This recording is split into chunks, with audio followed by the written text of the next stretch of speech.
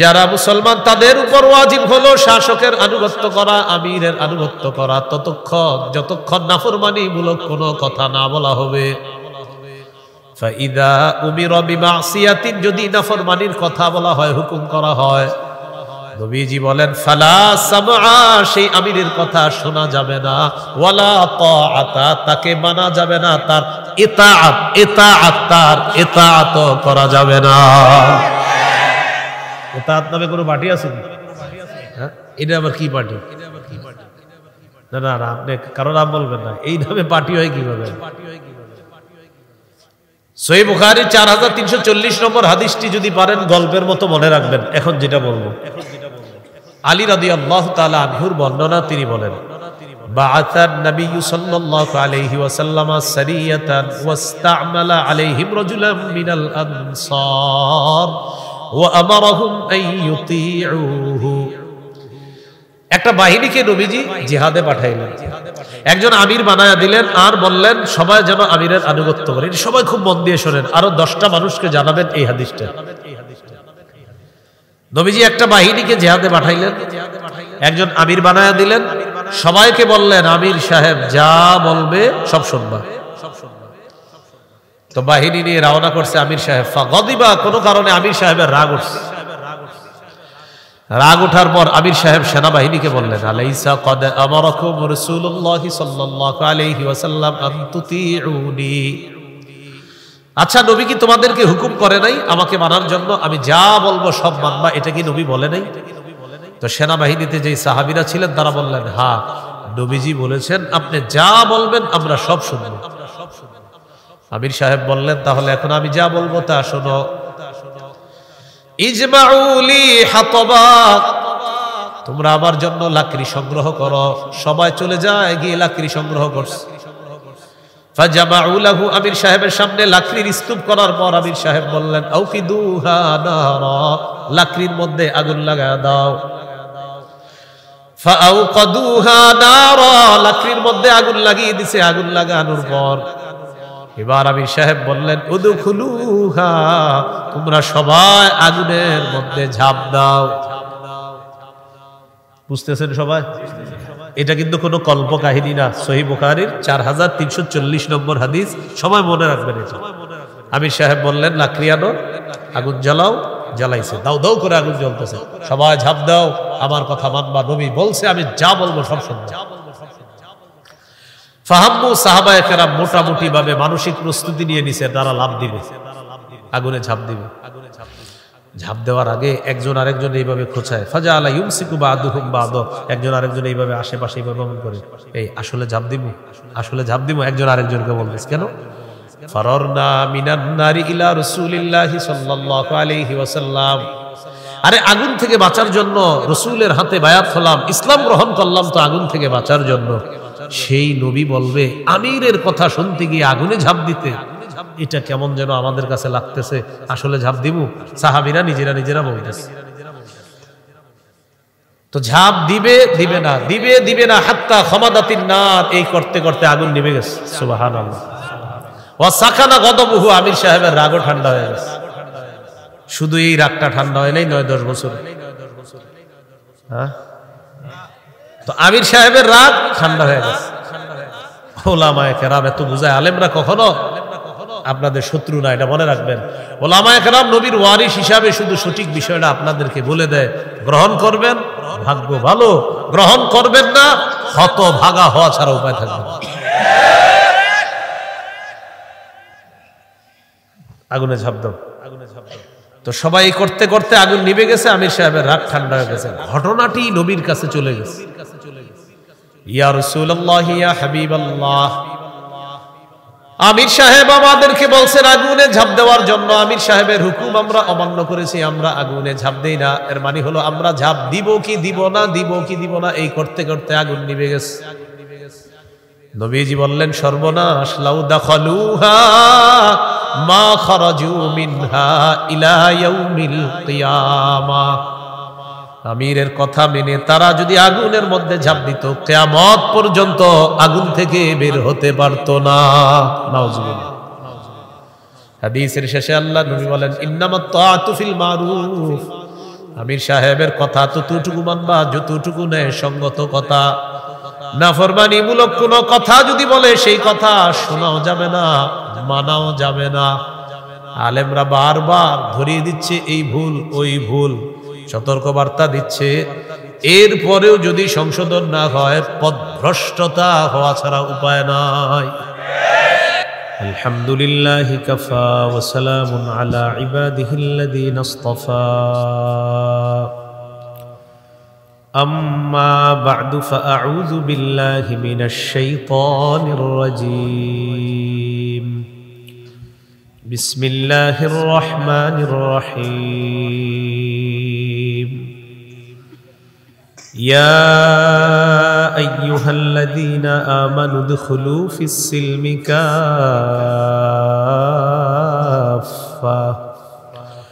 ওয়া লা তাত্তাবি'উ খুতুওয়াতিশ-শাইতান ইন্নাহু লাকুম আদুউম মুবিন। اللهم صل على محمد وعلى آل محمد كما صليت على إبراهيم وعلى آل إبراهيم إنك حميد مجيد. اللهم بارك على محمد وعلى آل محمد كما باركت على إبراهيم وعلى آل إبراهيم إنك حميد مجيد. اللهم إني أعوذ بك من شر لساني ومن شر سمعي ومن شر بصري ومن شر مني. মাইক একদম ঠিক আছে ভাই? হ্যাঁ, আর হাত দিয়ে না মেশিনে। চৌবাড়ি কাসিমুল উলুম কওমি মাদ্রাসার উদ্যোগে আয়োজিত ৪২তম বার্ষিক আজিমুশ-শান ওয়াজ মাহফিলের সম্মানিত সভাপতি জনাব আলহাজ মোহাম্মদ আব্দুল ওদুদ চৌধুরী, সভাপতি অত্র মাদ্রাসা। গুরুত্বপূর্ণ আলোচনা করেছেন হযরত মাওলানা আব্দুর রাজ্জাক আল মুজাহিদি নাটোর, আলহাজ হযরত মাওলানা মুফতি ফরিদুল ইসলাম মুহতামিম চর যুগ নালা এশায়াত সুন্নাহ কওমি মাদ্রাসা। আমন্ত্রিত হযরত উলামায়ে কেরাম, স্থানীয় অনেক বড় বড় উলামায়ে কেরাম এখানে আমন্ত্রিত। বিশেষ করে আমার আগে কথা বলেছেন প্রবীণ আলেম দ্বীন আলহাজ হযরত মাওলানা মোহাম্মদ মুসা দামাত বরকাতুহুল আলিয়া, মুহতামিম ও শাইখুল হাদিস জামতুল মাদ্রাসা। এখানে যাদের নাম লেখা সবাই আমার চেয়ে অনেক বড় ব্যক্তিত্ব, অনেকের নাম আছে। হযরত আলোচনা করেছেন, এর জন্য হযরতের নাম বললাম। আরো অনেক উলামায়ে কেরাম, আল্লাহ তাআলা তাদের সকলের হায়াতে বরকত দান করেন। উপস্থিত হযরত উলামায়ে কেরাম, মুসলমান ভাইয়েরা, আল্লাহ তাআলার দরবারে শুকরিয়া আদায় করছি। আল্লাহ আমাদেরকে এই মাহফিলে উপস্থিত হওয়ার তৌফিক দান করেছেন, বলি আলহামদুলিল্লাহ। আমি আপনাদের সামনে সূরাতুল বাকারার 208 নম্বর আয়াতে কারিমা তেলাওয়াত করলাম। এই আয়াতে আল্লাহ তাআলা বলেন, হে ঈমানদারগণ, তোমরা ইসলামে পরিপূর্ণ রূপে প্রবেশ করো। ইসলামে পরিপূর্ণ রূপে আল্লাহ তাআলা আমাদেরকে প্রবেশ করার হুকুম করলেন। দেখেন, আমাদের বর্তমান মানুষ যারা আমরা বেঁচে আছি, বিশেষ করে আমরা মুসলমান বা আমরা যারা ঈমানদার, আল্লাহ আমাদেরকে ডাক দিয়েছেন ঈমানদার বলে।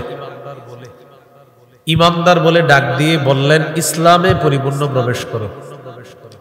তাহলে ঈমানদারদেরকে ইসলামে প্রবেশ করতে বললেন আল্লাহ। এখান থেকে বোঝা যায় আমরা আল্লাহকে বিশ্বাস করি, রসুলকে বিশ্বাস করি, এতদা সত্ত্বেও অনেকে আমরা ইসলাম থেকে দূরে আছি। যেমন একটা লোক, তাকে জিজ্ঞাসা করবেন আপনি আল্লাহ বিশ্বাস করেন, বলবে হ্যাঁ। নামাজ রোজা হজ জাকাত বিশ্বাস করেন, বলবে হ্যাঁ। নামাজ পড়েন? তো বলে কি এখনো পড়ি না, চেষ্টা করব। তাহলে বিশ্বাস আছে, ঈমান আছে, কিন্তু ইসলাম অনেকের মধ্যে এটা প্রকাশ পাচ্ছে না, দেখা যাচ্ছে না। যেমন আজান হলে একটা মুসলমান নামাজে যাবে, এটা তার মুসলমানিত্বের পরিচয়। একজন নারী পর্দা করে চলবে, এটা নারীর ইসলামের মুসলমানিত্বের পরিচয়। নারীকে জিজ্ঞাসা করবেন আপনি আল্লাহ মানেন, বলবে হ্যাঁ, তো পর্দা করেন না? চেষ্টা করবো, করতেছি, পর্দা করার চেষ্টা করব। এই যে পর্দার মধ্যে থাকাটা, এটা হলো তার একটা মুসলমানিত্বের পরিচয় হবে। তো যে বিষয়টা দাঁড়ায় সেটা হলো, আমরা ইমানদার যারা আছি, আমাদের অধঃপতনের 1 নম্বর কারণ হলো আমরা ইসলাম থেকে দূরে সরে যাওয়া। আমরা ইমানদার কিন্তু ইসলাম থেকে দূরে সরে গেছি। সূরা বাকারার 131-132 নম্বর আয়াতে আল্লাহ বলেন, ইদ ক্বালা লাহু রাব্বুহু আসলিম।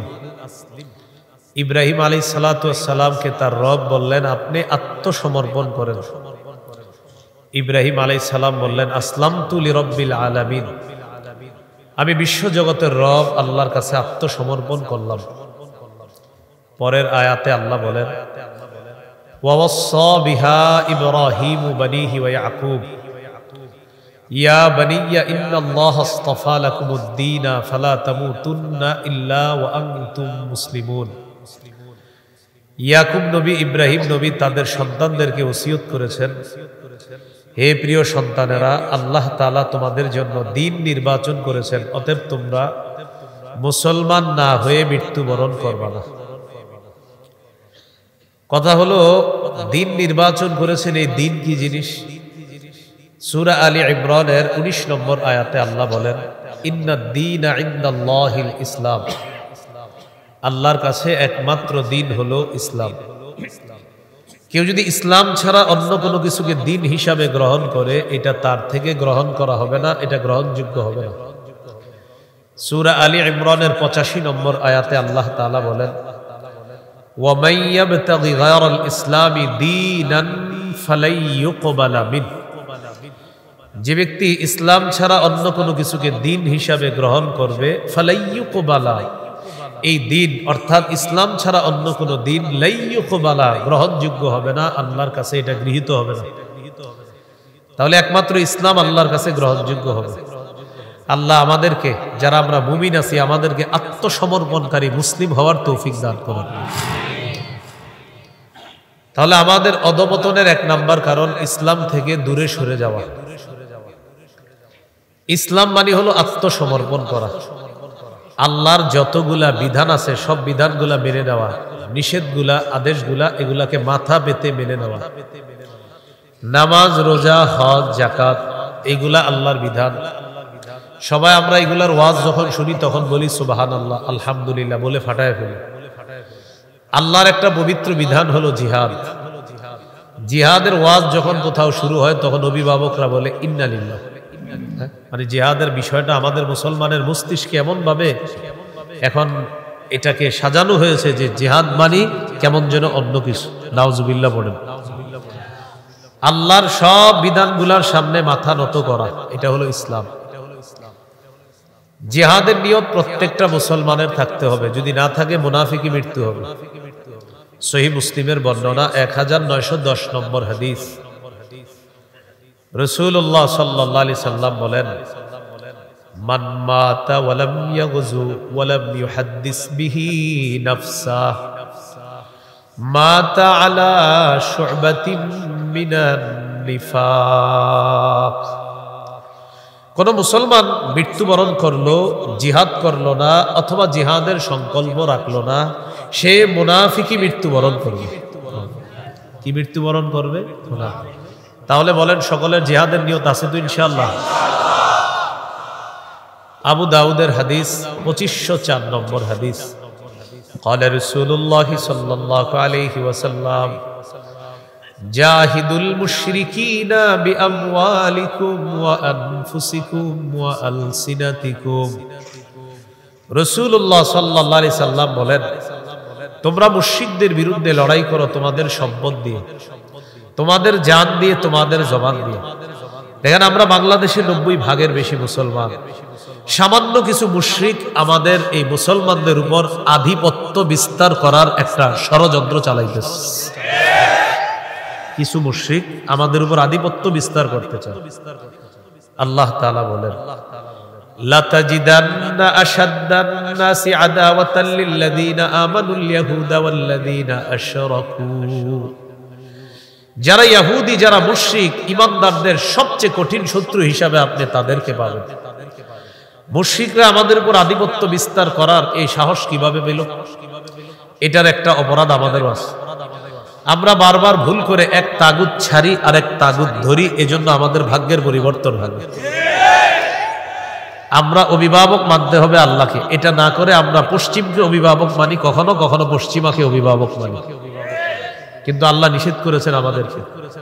6 পারা 16 নম্বর পৃষ্ঠা সূরা মাঈদার 51 নম্বর আয়াতে আল্লাহ বলেন, ইয়া আইয়ুহাল্লাযীনা আমানু লা তাত্তাখিযুল ইয়াহুদা ওয়ান নাসারা আউলিয়া, হে ঈমানদারগণ, তোমরা ইহুদি খ্রিস্টানদেরকে অভিভাবক রূপে গ্রহণ করো না। বলেন তো, ইহুদি খ্রিস্টানদেরকে অভিভাবক রূপে গ্রহণ করতে নিষেধ করেছেন কে? তা আমি প্রথমে বলেছিলাম ইসলাম মানে আল্লাহর আদেশ নিষেধ মাথা পেতে মেনে নেওয়া। এই যে ইহুদিকে অভিভাবক বানানো যাবে না, নিষেধাজ্ঞাটা কার? তো আমার নাম না মুসলমান, তা আমি তো এই নিষেধাজ্ঞাটার সামনে মাথা নত করতে হবে, মুসলমান না? কিন্তু দেখেন আমরা বারবার পশ্চিমকে ছাড়ি, পশ্চিমা ধরি, তো এই জন্য আমাদের ভাগ্যের পরিবর্তন হয় না। এমন পশ্চিমা 47 জন প্রেসিডেন্ট পরিবর্তন করলো, একজন নারী বসাইলো না। বারবার অন্যান্য দেশের উপর নারী চাপায়া দেয়, গোলামীর জিনজির শিকড় মুসলমানদের গলায় ঝুলিয়ে তারা আমাদেরকে গোলামের মতো রাখতে চায়। এই জন্য আল্লাহর কাছে দোয়া করবেন, বলেন আল্লাহ বাংলাদেশে কিয়ামতের আগে আর কোন নারী প্রধান দেখতে চাই না। কি দেখতে চাই না? সবাই আওয়াজ দিয়ে বলেন কেন? আবার বলেন। সহিহ বুখারীর বর্ণনা, ক্বালা রাসূলুল্লাহ সাল্লাল্লাহু আলাইহি ওয়াসাল্লাম, লা ইউফলিহু কওমুন ওয়াল্লাউ আমরাহুম ইমরাআতান, নবীজি বলেন ওই জাতি কিছুতেই সফল হবে না যেই জাতি তাদের নেতৃত্বে কোন নারীকে বসায়া দেয়। এই জন্য নারী নেতৃত্ব এই চিন্তা আর করা যাবে না বাংলাদেশ। তো ঠিক তো এখানে বলতেছেন, কিন্তু বাইরে গিয়ে চা দোকানের সামনে কিছুদিন পরেই তো বসবেন, আর অপেক্ষা থাকবেন কে 500 দিবে, কে 1000, কে 2000 দিবে, এরকম অপেক্ষা থাকেন। তো এই বেচারা 1 কোটি 2 কোটি 3 কোটি খরচ করে নেতা হয়, নেতা হওয়ার পর এখন এই টাকা তো তার তুলতে হবে, তখন আপনাদেরকে রডের পরিবর্তে বাঁশ দেয়। এই জন্য এখনো সুযোগ আছে। ইসলামী মাইন্ডের যারা আছে তাদেরকে ছোট থেকে বড় সব পদে তাদেরকে আমরা চাই, তাদেরকেই এবার বসাবো আমরা ইনশাআল্লাহ। কিন্তু আমরা তো বারবার ভুল করি। তাহলে পশ্চিমারা অভিভাবক না, এটা আল্লাহ নিষেধ করছেন। আমাদের অভিভাবক আল্লাহ। আমাদের অভিভাবক কে? সূরা বাকারা 257 নম্বর আয়াত, 3 পারা 2 নম্বর পৃষ্ঠার শুরুতে আছে। আল্লাহ তাআলা বলেন, আল্লাহু ওয়ালিয়ুল্লাযীনা আমানু, যারা ঈমানদার তাদের অভিভাবক হলেন আল্লাহ। ঈমানদারদের অভিভাবক কে? তাহলে আজকে থেকে একটা দোয়া করব আমরা যে আল্লাহ আর কোন নারী শাসক আমরা চাই না। 2 নম্বর দোয়া করব, বলেন আল্লাহ বাংলাদেশে শরিয়া আইন চাই। শরিয়া আইন চায় না তারা, বলেন কোন না কোন অপরাধে অপরাধী যারা, শরিয়া আইন চায় না তারা, কোন না কোন অপরাধে অপরাধী যারা। চোর শরিয়া আইন চাইবে না, হাত কাটা যাবে। ধর্ষক শরিয়া আইন চাইবে না, তাকে পাথর মেরে হত্যা করা হবে। মাদক চোরাচালান যারা করে, মাদক দ্রব্য যারা নিয়ন্ত্রণ করে, এরা শরিয়া আইন চাইবে না, কারণ তাদের উপর শরিয়া আইন প্রয়োগ হবে। নাটক সিনেমা যারা করে তারা শরিয়া আইন চাইবে না, কারণ তখন আর কোনো নারীর গায়ে স্পর্শ করতে পারবে না। এই জন্য শরিয়া আইন চায় না তারা, কোনো না কোনো অপরাধে অপরাধী যারা। এটা 2 নম্বর দোয়া করবেন। 3 নম্বর বলেন আল্লাহ বাংলাদেশে এমন একজন শাসক চাই, যেই শাসক মৌলিক 4টি কাজে গুরুত্ব দিবে। নামাজ কায়েম করা, যাকাত প্রতিষ্ঠিত করা, সৎ কাজের আদেশ করা, অসৎ কাজের নিষেধ করা। সূরা হজের 41 নম্বর আয়াতে আল্লাহ তাআলা বলেন, আল্লাযীনা ইম্মাক্কান্নাহুম ফিল আরদি আকামুস সালাহ ওয়া আতাউয যাকাতা ওয়া আমারু বিল মা'রুফি ওয়া নাহাউ আনিল মুনকার। আল্লাহ তাআলা বলেন, যাদেরকে আমি শাসন ক্ষমতায় বসাই তাদের মৌলিক কাজ হবে চারটা। 1 নাম্বার আকামুস সালাহ, রাষ্ট্রীয়ভাবে তারা নামাজ কায়েম করবে। 2 নাম্বার আতাউয যাকাত, রাষ্ট্রীয়ভাবে তারা যাকাতের বিধান চালু করবে। আমাদের বাংলাদেশে যদি 1 বছর শুধু ধনীরা সঠিকভাবে যাকাত আদায় করে, পরের বছর সুদ বলবে যাকাত তুমি ভালো থেকো, আমি সুদ বিদায় নেই। যাকাতের বিধান যদি আমাদের দেশের ধনীরা 1 বছর পালন করে সঠিকভাবে, 1 বছরে 70% দরিদ্র কমে যাবে ইনশাআল্লাহ। সঠিকভাবে যাকাত দেয় না। যাকাত আসে 1 লাখ, দেয় 30,000 টাকা, বাকি রইল 70,000। আবার দিয়ে বলে আজকে নিজেকে খুব হালকা মনে হচ্ছে, ফেসবুকে দেয়। আর লুঙ্গি শাড়িগুলা যাদেরকে দিছে ছবিটা তোলার পর ফেসবুকে দিয়ে বলে আজকে নিজেকে হালকা মনে হচ্ছে, যাকাতের জিনিসগুলা প্রাপক যারা, আমার কাছে প্রাপ্য যারা, তাদের হাতে আমি পৌঁছে দিতে পেরে নিজেকে হালকা মনে হচ্ছে। নিচে কমেন্টে লিখবেন বাকিগুলা কি লিখবেন? বলবেন বাকিগুলা সাপ। কি হবে? সহিহ বুখারীর বর্ণনা, মুসিলা লাহু ইয়াউমাল কিয়ামাতি শুজাআন আকরা, কিয়ামতের ময়দানে যে বকেয়া যাকাত ছিল এটা বিষধর সাপে রূপান্তরিত হয়ে পা থেকে পেঁচা এখানে আসবে। আসার পর বলবে আনা কানজুকা আনা মালুকা, আমি তোমার সেই সঞ্চিত সম্পদ যেটার যাকাত তুমি দাও নাই। বলি নাউজুবিল্লাহ। আল্লাহ তাআলা আমাদের সকলে যারা যাকাত ফরজ তারা যেন যাকাতগুলো আদায় করতে পারি, আল্লাহ তৌফিক দান করেন। তো 2 নাম্বার গুণ হবে ওই শাসক যাকাত প্রতিষ্ঠিত করবে রাষ্ট্রীয়ভাবে। 3 নাম্বার সৎ কাজের আদেশ করবে। 4 নাম্বার অসৎ কাজের নিষেধ করবে। এমন একজন শাসক যেন আল্লাহ আমাদের দেশে তৈরি করে দেয়। মনে থাকবেন ইনশাআল্লাহ। তাহলে বলতেছিলাম যে আল্লাহর যতগুলা আদেশ আছে, নিষেধ আছে, সবগুলা মাথা পেতে মেনে নিতে হবে। এটা হলো ইসলাম। আমাদের অধপতনের 1 নাম্বার কারণ আমরা দাবি করি আল্লাহ বিশ্বাস করি, রসুল বিশ্বাস করি। হ্যাঁ ঠিক আছে, আপনি আল্লাহ রসুল বিশ্বাস করেন, কিন্তু আমরা ইসলাম থেকে দূরে সরে আসি। মানে ইসলামী আদর্শ আর সভ্যতা যেটা আছে এগুলা থেকে আমরা দূরে সরে আসা, এটা আমাদের অধপতনের 1 নম্বর কারণ। সূরা নিসার 59 নম্বর আয়াতে আল্লাহ তাআলা একটা হুকুম করছেন, ইয়া আইয়ুহাল্লাযীনা আমানু আতিউল্লাহ ওয়া আতিউর রাসূল ওয়া উলিল আমরি মিনকুম। আল্লাহ তাআলা বলেন, হে ঈমানদারগণ, তোমরা আল্লাহর আনুগত্য করবা, রাসূলের আনুগত্য করো, তোমাদের মধ্যে যারা শাসক তাদের আনুগত্য করো, যারা দায়িত্বশীল, যারা আমির তাদের আনুগত্য করো। আল্লাহর আনুগত্য করো, রসুলের আনুগত্য করো, যারা দায়িত্বশীল হবে, যারা শাসক হবে, যারা আমির হবে, যারা নেতৃত্ব দিবে তাদের আনুগত্য করো। 3টা আনুগত্যের কথা বললেন আল্লাহ। আল্লাহর আনুগত্য নিঃশর্ত ভাবে করতে হবে। রসুল সাল্লাল্লাহু আলাইহি সাল্লামের আনুগত্য আল্লাহর হুকুমে নিঃশর্ত ভাবে করতে হবে। 3 নাম্বার, শাসকের আনুগত্য, আমিরের আনুগত্য নিঃশর্ত ভাবে করা যাবে না। এখানে শর্ত আছে। শাসক বা আমির তার আনুগত্য ততক্ষণ করব যতক্ষণ তিনি নাফরমানিমূলক কোনো কথা না বলবে। তিনি যদি নাফরমানিমূলক কথা বলে, কোরআন সুন্নাহর অপব্যাখ্যা করে, তিনি যদি কোনো নবীদের ভুল তালাশ করে আপনাদের সামনে বলে যে নবী ভুল করেছে, অমুকে ভুল করেছে, এই জাতীয় ব্যাখ্যা দেয়, তাহলে সেই আমিরের কথা শোনাও যাবে না, মানাও যাবে না, যদিও সে অটো আমির হয়। এই জন্য এর কথা কি করা যাবে না, শোনা যাবে না, মানা যাবে না। এই ব্যাপারে 2টা দৃষ্টান্ত দিই। সহিহ বুখারীর বর্ণনা 7144 নম্বর হাদিস। এই হাদিসের মধ্যে আছে, ক্বালা রাসূলুল্লাহ সাল্লাল্লাহু আলাইহি ওয়াসাল্লাম, আস-সামউ ওয়াত-তাআতু আলাল মারইল মুসলিমি ফীমা আহাব্বা ওয়া কারিহা মা লাম ইউমার বিমাসিয়াহ।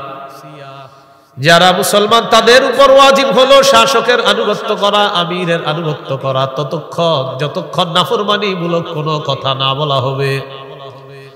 ফাইদা উমিরা বিমাসিয়াতিন, যদি নাফরমানির কথা বলা হয়, হুকুম করা হয়, নবীজি বলেন ফালা সামআ, সেই আমিরের কথা শোনা যাবে না, ওয়ালা তাআতা, তাকে মানা যাবে না, তার ইতাআত তার ইতাআত করা যাবে না।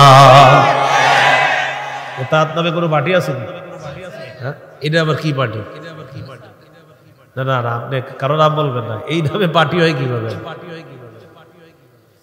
সহিহ বুখারী 4340 নম্বর হাদিসটি যদি পারেন গল্পের মতো মনে রাখবেন। এখন যেটা বলবো, আলী রাদিয়াল্লাহু তাআলা আনহুর বর্ণনা, তিনি বলেন, বাআসান নবিয়্যু সাল্লাল্লাহু আলাইহি ওয়াসাল্লাম সারিয়াতান ওয়াস্তা'মালা আলাইহিম রাজুলাম মিনাল আনসার ওয়া আমারাহুম আন ইউতিউহু। একটা বাহিনীকে নবীজি জিহাদে পাঠাইলেন, একজন আমির বানায়া দিলেন আর বললেন সবাই যেন আমিরের আনুগত্য করে। সবাই খুব মন দিয়ে শোনেন, আরো 10টা মানুষকে জানাবেন এই হাদিসটা।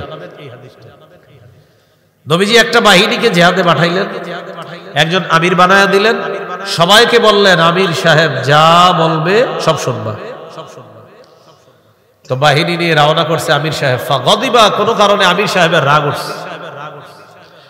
রাগ ওঠার পর আমির সাহেব সেনাবাহিনীকে বললেন, আলাইসা কদ আমারাকুম রাসূলুল্লাহ সাল্লাল্লাহু আলাইহি ওয়াসাল্লাম আন তুতিউনি।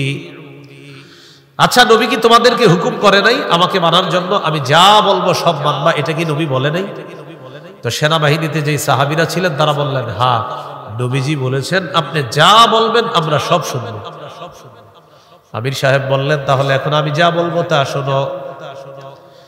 ইজমাউলি হাতবা, তোমরা আমার জন্য লাকড়ি সংগ্রহ করো। সবাই চলে যায়, গিয়ে লাকড়ি সংগ্রহ করছে। ফাজামাউ লাহু, আমির সাহেবের সামনে লাকড়ির স্তূপ করার পর আমির সাহেব বললেন, আউফিদুহা নারা, লাকড়ির মধ্যে আগুন লাগায় দাও। ফাআউকাদুহা নারা, লাকড়ির মধ্যে আগুন লাগিয়ে দিছে। আগুন লাগানোর পর এবার আমির সাহেব বললেন, উদখুলুহা, তোমরা সবাই আগুনের মধ্যে ঝাঁপ দাও। বুঝতেছেন সবাই? এটা কিন্তু কোনো কল্প কাহিনী না, সহিহ বুখারীর 4340 নম্বর হাদিস। সবাই মনে রাখবেন এটা। আমির সাহেব বললেন, লাকড়ি আনো, আগুন জ্বালাও। জ্বালাইছে, দাও দাও করে আগুন জ্বলতেছে। সবাই ঝাঁপ দাও, আমার কথা মানবা, নবী বলছে আমি যা বলবো সব শুনবা। ফাহাম্মু, সাহাবায়ে কেরাম মোটামুটি ভাবে মানসিক প্রস্তুতি নিয়ে নিছে, তারা লাফ দিবে, আগুনে ঝাঁপ দিবে। ঝাঁপ দেওয়ার আগে একজন আরেকজন এইভাবে খোঁচায়। ফাজাআলা ইউমসিকু বা'দুহুম বা'দ, একজন আরেকজন এইভাবে আশেপাশে এইভাবে মন করে, এই আসলে ঝাঁপ দিব, আসলে ঝাঁপ দিব। একজন আরেকজনকে বলতেছে, কেন?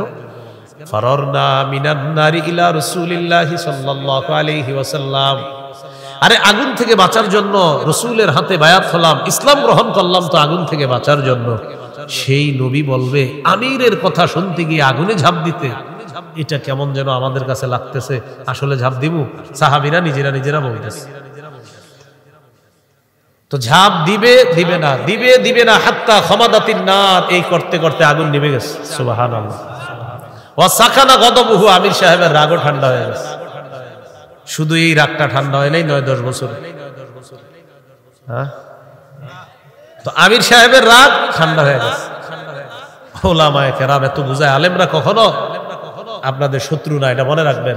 ওলামায়ে কেরাম নবীর ওয়ারিস হিসাবে শুধু সঠিক বিষয়টা আপনাদেরকে বলে দেয়, গ্রহণ করবেন ভাগ্য ভালো, গ্রহণ করবেন না হত ভাগা হওয়া ছাড়া উপায় থাকবে না। আগুনে ঝাঁপ দাও, আগুনে ঝাঁপ দাও। তো সবাই করতে করতে আগুন নিভে গেছে, আমির সাহেবের রাগ ঠান্ডা হয়ে গেছে। ঘটনাটি নবীর কাছে চলে গেছে। ইয়া রাসূলুল্লাহ, ইয়া হাবিবাল্লাহ, আমির সাহেব আমাদেরকে বলছেন আগুনে ঝাঁপ দেওয়ার জন্য। আমির সাহেবের হুকুম আমরা অমান্য করেছি, আমরা আগুনে ঝাঁপ দেই না। এর মানে হলো আমরা ঝাঁপ দিব কি দিব না, দিব কি দিব না, এই করতে করতে আগুন নিভে গেছে। নবীজি বললেন, সর্বনাশ, লাউ দাখালুহা মা খারাজু মিনহা ইলা ইয়াউমিল কিয়ামাহ, আমিরের কথা মেনে তারা যদি আগুনের মধ্যে ঝাঁপ দিত, কিয়ামত পর্যন্ত আগুন থেকে বের হতে পারত না। নাউজুবিল্লাহ। হাদিসের শেষে আল্লাহ নবী বলেন, ইন্নামাত তাআতু ফিল মারুফ, আমির সাহেবের কথা ততটুকু মানবা যতটুকু ন্যায় সঙ্গত কথা। নাফরমানিমূলক কোন কথা যদি বলে সেই কথা শোনাও যাবে না, মানাও যাবে না। আলেমরা বারবার ধরিয়ে দিচ্ছে এই ভুল ওই ভুল, সতর্ক বার্তা দিচ্ছে। এরপরেও যদি সংশোধন না হয়, পথভ্রষ্টতা হওয়া ছাড়া উপায় নাই। এজন্য আমরা বলেন, আমরা এবছর আলেমদের সাথে 31শে জানুয়ারি 1-2 ফেব্রুয়ারি টঙ্গীর মাঠে চেষ্টা করব উপস্থিত থাকার জন্য ইনশাআল্লাহ। সবাই পাক্কা নিয়ত আছে তো ইনশাআল্লাহ? আল্লাহ তৌফিক দান করেন। তাহলে বলেন তো আনুগত্য করা হুকুমটা কার? আল্লাহ। তো আল্লাহর হুকুম, এটার সামনে আমরা অবশ্যই মাথা নত করি। তো সাথে সাথে আল্লাহ আবার দিক নির্দেশনা দিয়ে দিয়েছেন যে আল্লাহকে মানতে হবে নিঃশর্ত ভাবে, রসুলকে মানতে হবে নিঃশর্ত ভাবে। 3 নাম্বারটা নিঃশর্ত ভাবে মানা যাবে না। সেখানে নবী আবার ব্যাখ্যা দিয়ে দিয়েছেন, আমিরকে ততক্ষণ মানবা যতক্ষণ আমির নাফরমানিমূলক কথা না বলবে, যতক্ষণ আমির নাফরমানিমূলক কাজ না করবে ততক্ষণ তাকে মানা যাবে। আল্লাহ আমাদের সকলকে ইসলামের মধ্যে যেন থাকতে পারি, আল্লাহ তৌফিক দান করেন। তাহলে আমাদের অধঃপতনের 1 নাম্বার কারণ ইসলাম থেকে দূরে সরে যাওয়া। 2 নাম্বার কারণ, এটার নাম কি? আমাদের ধর্মের নাম কি? ইসলাম ধর্মের ধর্মীয় গ্রন্থের নাম কি? মুসলমানদের অধঃপতনের 2 নম্বর কারণ কোরআন থেকে দূরে সরে যাওয়া।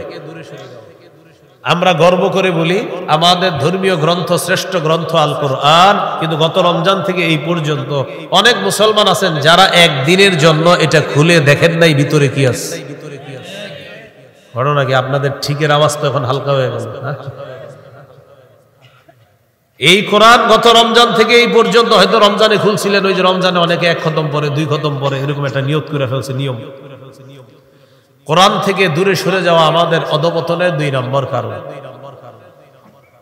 ইনশাআল্লাহ আজকে থেকে আমরা কোরআন পড়ব, কোরআন শুনবো, কোরআনের মজলিসে বসবো, কোরআন ওয়ালাদের সাথে থাকবো ইনশাআল্লাহ।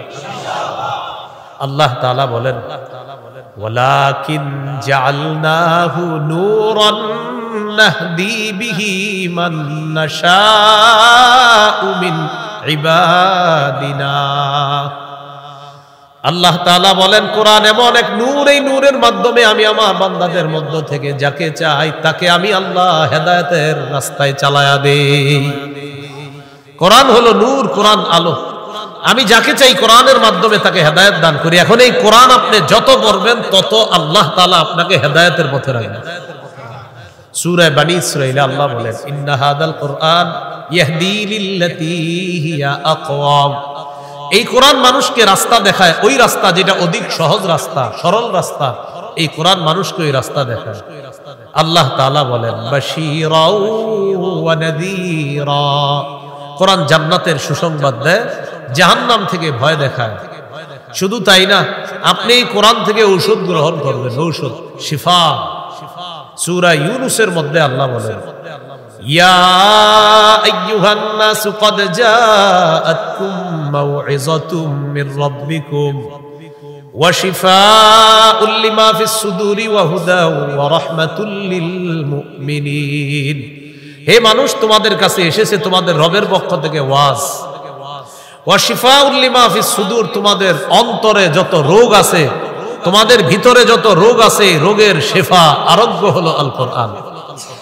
আপনি ট্রাই করতে পারেন। আপনার মন খারাপ, আপনি বিশ্বাস করেন মন খারাপ হওয়ার পর আপনি মসজিদে যান, যাওয়ার পর কিছুক্ষণ কোরআন তেলাওয়াত করেন, দেখবেন কিছুক্ষণের মধ্যে আপনার মন ভালো হয়ে যাবে। যদি বলেন না আমি পড়বো না, তাহলে এই মাদ্রাসায় আসবেন। আসার পর হেফজখানার হুজুরে বলবেন, হুজুর আমি 10 মিনিট একটু ছাত্রদের সাথে বসে থাকতে চাই। হেফজখানার ছাত্ররা হুজুরের অনুমতি নিয়ে ছাত্রদের সাথে বসবেন। আপনি 5-10 মিনিট বসে থাকেন, কিছুক্ষণের মধ্যে আপনি দুনিয়াবি পেরেশানি ভুলে অন্য এক জগতে আল্লাহ আপনাকে নিয়ে যাবেন।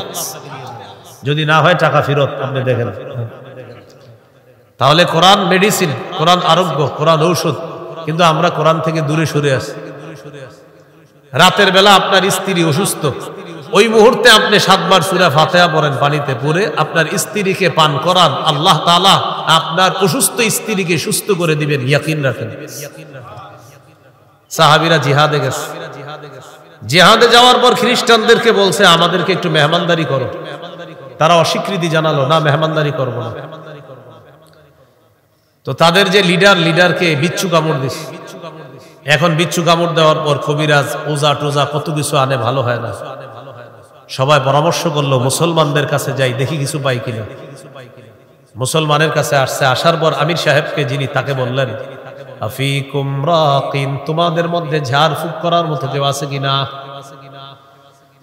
আমির সাহেব জবাব দিলেন, আছে, তবে ঝাড়ফুঁক করব না। কেন? খাওয়ান চাইছিলাম, দেও নাই। মেহমানদারি চেয়েছিলাম, দেও নাই, এখন ঝাড়ফুঁক করব না। তোমাদের মধ্যে কেউ যদি ঝাড়ফুঁক করার পর আমাদের নেতা ভালো হয়ে যায়, তাকে 30টা বকরি দেওয়া হবে। কয়টা?